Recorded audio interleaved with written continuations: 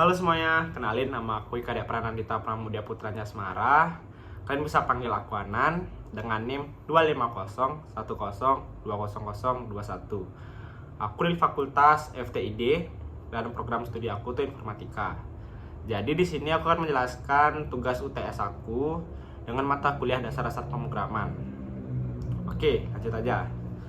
Tugas yang pertama itu algoritma sistem pemesanan kamar hotel menggunakan mesin mandiri. Kita dimulai dengan start. Pelanggan menggunakan mesin mandiri di lobi hotel untuk memulai memesan kamar. Selanjutnya, sistem meminta pelanggan mengisi data pribadi. Pelanggan memasukkan nama, nomor telepon, dan alamat email. Selanjutnya, setelah data dikonfirmasi, sistem menampilkan beberapa pilihan tipe kamar seperti standar, deluxe, dan suite. Selanjutnya, pelanggan memilih tipe kamar yang ingin dipesan. Langkah selanjutnya, sistem memeriksa apakah kamar tersebut masih tersedia atau tidak. Jika kamar tersedia, sistem menampilkan harga kamar dan meminta pelanggan menentukan lama menginap. Jika kamar tidak tersedia, sistem menampilkan pemberitahuan bahwa kamar penuh.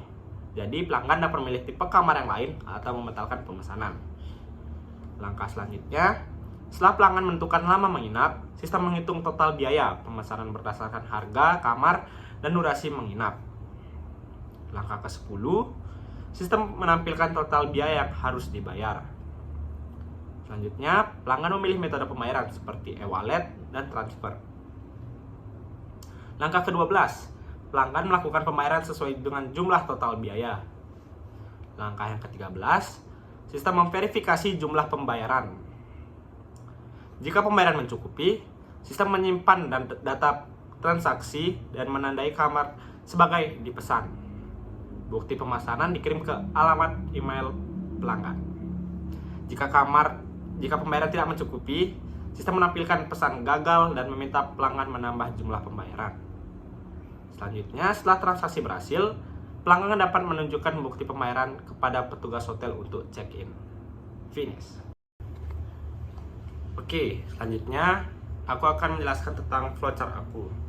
Flowchart sistem pemesanan kamar hotel menggunakan mesin mandiri. Langsung aja diawali dengan mulai. Selanjutnya, sistem akan menampilkan daftar tipe-tipe kamar.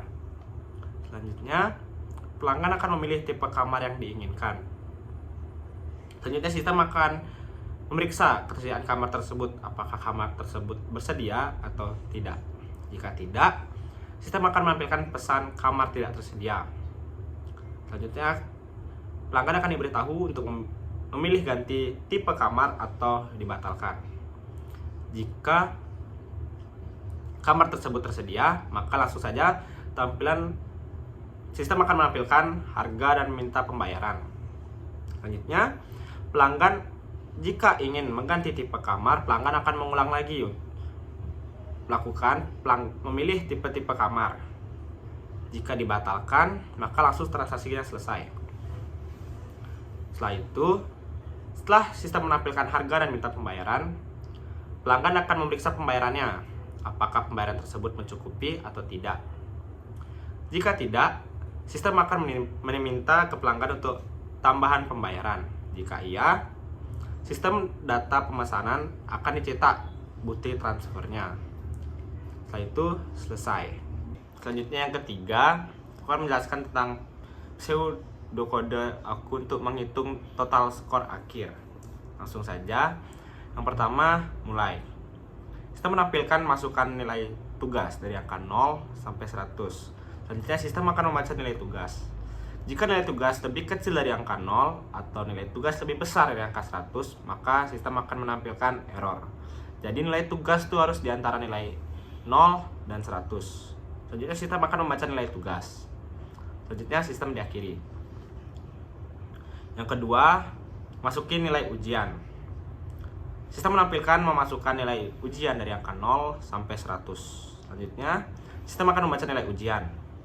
Jika nilai ujiannya lebih kecil dari angka 0 atau nilai ujian lebih besar dari angka 100, maka sistem akan menampilkan error. Nilai ujian harus di antara 0 dan 100. Selanjutnya, sistem akan membaca nilai ujian. Selanjutnya, sistem diakhiri. Yang ketiga,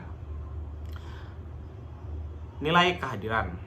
Sistem menampilkan untuk memasukkan nilai angka kehadiran dari angka 0 sampai 100. Selanjutnya, sistem akan membaca nilai kehadiran.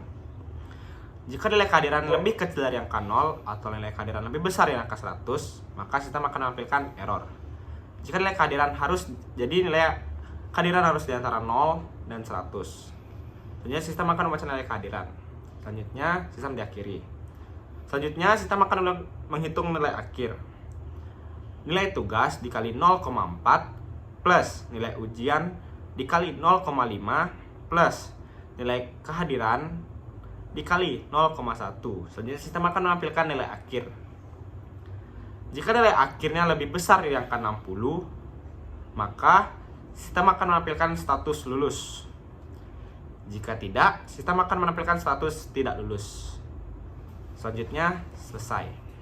Nah, yang terakhir, di sini aku membuat Scratch. Di Scratch aku membuat sebuah mini game yang bertema roket di angkasa yang menembaki bebatuan yang ada di angkasa. Oke, langsung aja ke dalam gamenya.